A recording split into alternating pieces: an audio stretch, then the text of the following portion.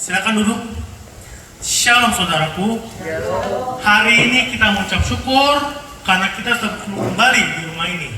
Amang Buru, Namburu, Bapak Uda, Inang Uda, Kakak Abang, dan adik-adikku sekalian, kita bisa bertemu kembali di tempat ini. Kita bersyukur kalau kita semua sehat-sehat, sukacita, dan memperoleh damai sejahtera dari Tuhan. Tahun 2022 telah kita lewati, dan saat ini kita sudah di penghujung bulan Januari di tahun 2023, yang berarti sudah 1 bulan kita menjalani tahun baru ini. Tentu selama 1 bulan ini telah banyak kegiatan dan kesibukan yang boleh kita lakukan, dan puji Tuhan, semua kita jalani dengan pertolongannya. Hari ini izinkan saya menyapa kita semua dengan firman Tuhan yang terambil dari Filipi pasal 4 ayat 19. Allahku akan memenuhi segala keperluanmu menurut kekayaan dan kemuliaannya dalam Kristus Yesus. Saudaraku, ayat ini saya beri judul Kelimpahan Sukacita dan Syukur. Sebuah judul yang bagi kita terdengar aneh di tengah situasi yang tidak baik-baik saja. Bagaimana kita mampu merasakan kelimpahan sukacita dan syukur kalau banyak berita yang kita dengar mengatakan bahwa dunia resesi. Saya melihat berita di TikTok Mama berjudul CEO Google ungkap alasan PHK 12.000 karyawan dan sekitar 6% karyawan. Yang disampaikan dari CEO adalah untuk menghindari masalah besar bagi Google. Masalahnya besar memang, tidak diungkap secara jelas, tapi secara sepintas saya baca alasannya. Karena pertumbuhan perusahaan yang mulai menghambat. Saudaraku, saya tidak ingin membahas Google lebih dalam. Hanya saja selama ini setiap kita mencari informasi pasti mengandalkan Google. Seharusnya Google baik-baik saja, karena setiap orang membutuhkan informasi dari Google. Saudaraku, kita kembali kepada Nats pada hari ini. Nats ini menyampaikan bahwa Allahku akan memenuhi segala keperluanmu menurut kekayaan dan kemuliaannya ke dalam Kristus Yesus. Ayat ini merupakan salah satu pesan atau nasihat dan juga sebagai ucapan terima kasih yang disampaikan oleh Rasul Paulus kepada jemaat di Filipi, di mana pada saat itu Rasul Paulus juga tidak sedang baik-baik saja dalam pemberitaan Injil, tetapi dari situasi yang tidak baik-baik ini, berbagai nasihat disampaikan hingga saat ini bisa kita baca dan menjadi kekuatan bagi kita. Alkitab berkata, aku tahu apa itu kekurangan dan aku tahu apa itu kelimpahan. Dalam segala hal dan dalam segala perkara tidak ada sesuatu yang dalam hal kelaparan, baik dalam hal kelimpahan maupun dalam hal kekurangan. Segala perkara dapat kutanggung di dalam yang Dia memberi kekuatan kepadaku. Saudaraku, percayalah, Allah senang melihat kita sukacita. Kita harus memahami terlebih dahulu konsep ini.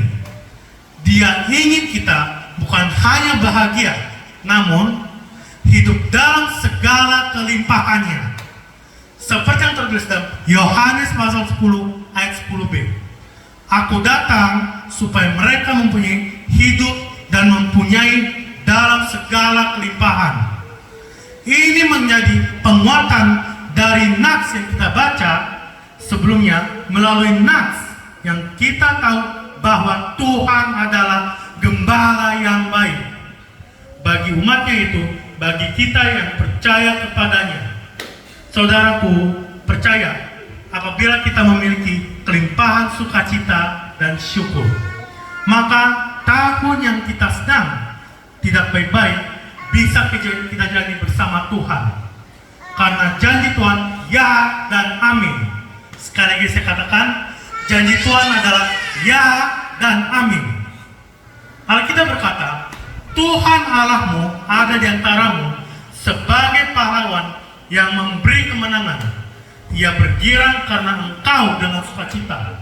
Saudaraku, sukacita buat kita kuat, menang, tenang, dekat dengan Tuhan, dan menangkan hati Tuhan. Inilah kelimpahan yang tidak ada nilainya. Ketika kita kuat, maka masalah besar apapun kita hadapi dengan tidak lupa mengucap syukur. Apapun bisa kita hadapi dan tidak lupa mengucap syukur. Ketika tenang, maka sukacita di hati kita akan memberi semangat untuk terus berjuang dan mencapai kemenangan. Dekat dengan Tuhan adalah kunci utama bagi seseorang percaya untuk merasakan kelimpahan, sukacita, syukur, dan memperoleh kemenangan. Bagaimana kita dapat menjalani tahun ini dan tetap percaya bahwa kelimpahan dari Tuhan akan menyertai kita? Saya sampaikan sebagai berikut. Ada dua hal. Yang pertama, kita harus mempunyai iman dan pengharapan. Iman dan pengharapan membuat kita banyak hal-hal yang tidak mungkin menjadi mungkin. Kondisi berat yang tidak baik-baik akan bisa menjadi situasi yang tidak dijalani dengan sukacita dan penuh syukur oleh anak-anak Tuhan. Dalam Ibrani pasal 11 ayat 30 dikatakan, karena iman maka runtuhlah tembok-tembok Yeriko setelah kota itu dikelilingi 7 hari lamanya. Kita percaya bahwa iman dan pengharapan kita kepada Tuhan membuat tembok-tembok kemusteran dalam dunia yang tidak baik-baik dapat kita runtuhkan dalam sorak-sorai. Yang kedua, yang terakhir, saya minta pemain bisa maju ke depan. Tuhan menghendaki kita selalu mengimani janji-janji Tuhan. Tuhan tidak menghendaki kita tidak mempunyai apa-apa sampai tidak beriman lagi. Tuhan menghendaki meskipun kita gagal dan jatuh, kita tidak beriman pada janji-janjinya. Alkitab berkata, berkat alih-alih langit dan bumi akan lenyap, tetapi firman Tuhan akan tetap tinggal tetap.